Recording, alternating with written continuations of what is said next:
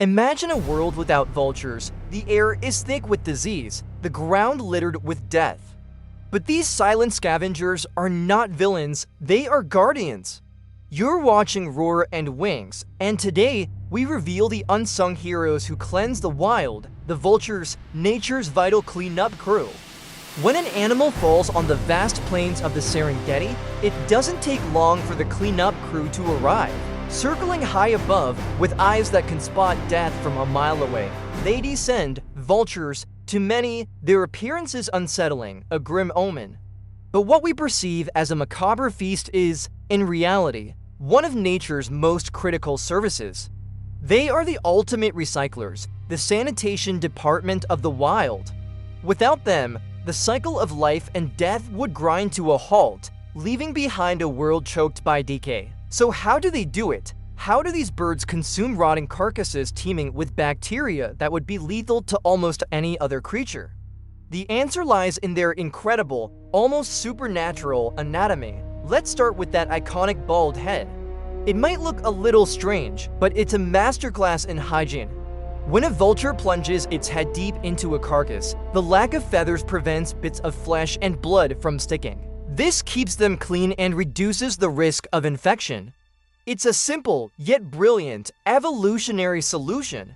It's like wearing surgical gloves for a messy job. They can simply bask in the sun, and the intense UV rays will bake off any remaining bacteria. But the real magic happens inside. A vulture's stomach is a veritable acid pit. Their gastric juices are among the most corrosive in the animal kingdom, with a pH close to that of battery acid. This extreme acidity doesn't just digest tough materials like bone and hide, it obliterates deadly pathogens. Bacteria like anthrax, botulism, and cholera, which could otherwise spread and trigger massive epidemics among both wildlife and livestock, are completely neutralized. In essence, a vulture's gut is a biological decontamination unit, stopping the spread of disease in its tracks. By consuming carcasses, they prevent these pathogens from seeping into the soil and contaminating water sources, protecting entire ecosystems from a silent, invisible threat. They are the sentinels guarding the health of the wild. This process isn't just about disease control, it's a cornerstone of nutrient cycling. When a large herbivore dies, it represents a massive store of nutrients: calcium, nitrogen, phosphorus. If left to rot slowly, these nutrients would take a very long time to return to the soil. Vultures accelerate this process dramatically. By quickly breaking down the carcass and distributing the remains through their droppings, they rapidly return these essential elements to the ecosystem. Their waste acts as a fertilizer, enriching the soil and fueling new plant growth, which in turn feeds the next generation of herbivores. It's a perfect, closed-loop system, and vultures are the fast-acting agents that keep it running smoothly. They ensure that death is not an end, but a transference of energy, a promise of new life. Across the globe, from the griffin vultures of Europe and Asia to the black vultures of the Americas and the lappet-faced vultures of Africa, this family of birds performs the same vital role, each species uniquely adapted to its environment. Some, like the turkey vulture, have an exceptionally keen sense of smell, allowing them to locate even hidden carcasses. Others are brute force specialists, using their powerful beaks to tear through tough hides, opening up the meal for smaller, less powerful scavenger species. This creates a kind of succession at the carcass, a community effort where different species work together, ensuring that nothing goes to waste. It's a beautiful, intricate dance of consumption, orchestrated by nature to maintain balance and health. But this ancient and vital profession is now under threat. In one of the most catastrophic wildlife declines ever recorded, vulture populations in South Asia crashed by over 99% in just a few years. The culprit, a veterinary drug called diclofenac. This anti-inflammatory drug, given to cattle, was harmless to the livestock, but when vultures fed on the carcasses of treated animals, it caused immediate kidney failure and death. The ecosystem's response was swift and devastating. Without vultures, the carcasses were left to rot or be consumed by other scavengers, like feral dogs. The dog population exploded, and with more dogs came more problems.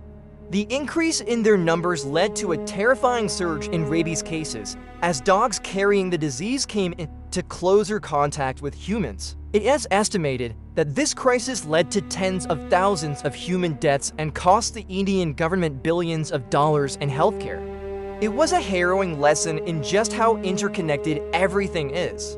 The absence of one bird, the vulture, sent shockwaves through the entire system, leading to a public health disaster. The world learned the hard way that when the guardians of decay disappear, chaos follows. The crisis isn't limited to Asia. In Africa, vultures face a different, but equally deadly, threat: poison. Poachers who illegally hunt elephants and rhinos will intentionally poison the carcasses. Why? Because a circling flock of vultures is a dead giveaway to park rangers, an aerial beacon that signals illegal activity.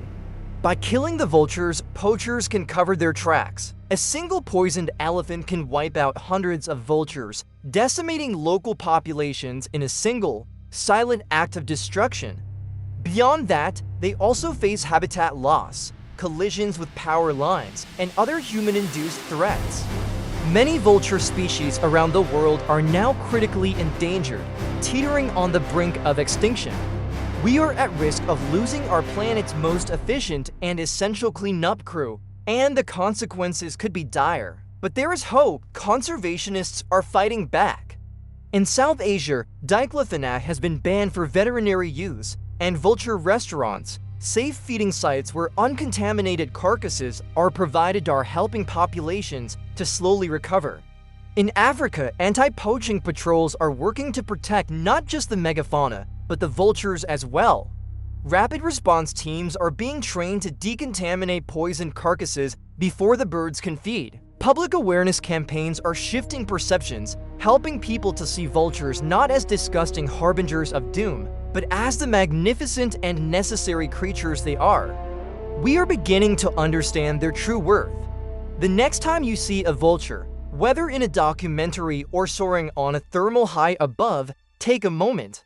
Don't turn away, look closer, see the power in its wings, the intelligence in its eyes, and the purpose in its existence. These birds are not a symbol of death, they are a symbol of life's resilience, of nature's incredible ability to self-regulate and cleanse.